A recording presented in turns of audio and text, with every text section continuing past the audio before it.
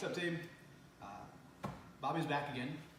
We're going to work what is often called a cross collar choke, or some people call it an X choke because of the shape your arms make when you do the choke. Either way, it is a choke. It is in our curriculum.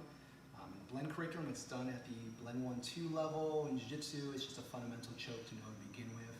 So let's start with the position. The position I'm taking is what's known as a mount. So I'm climbing on top of my partner, right? I'm sitting across the abdomen. What I'm not doing is actually sitting down on them. Even though it looks like I'm sitting out, like this is a little bit lazier, I don't want to do this. I want to pinch my knees in together.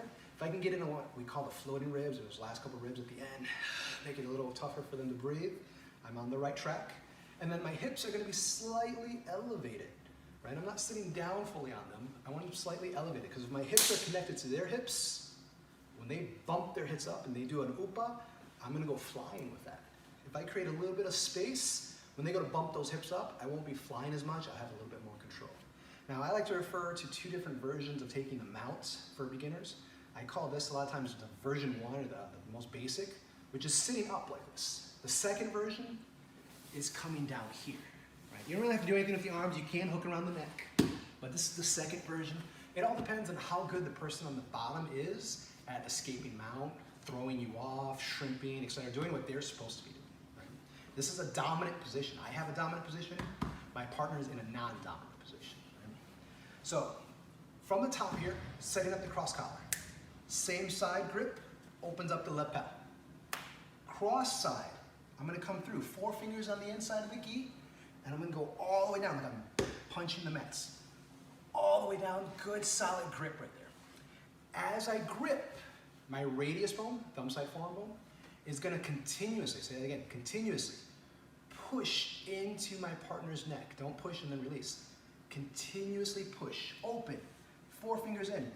When you open the gi, try to slide your fingers and keep them to the lapel, right? This will help you from getting caught in your partner's rash guard, t-shirts, bra straps, etc.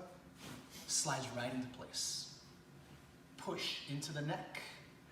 I call this over here the landing pad, like a helicopter's landing pad.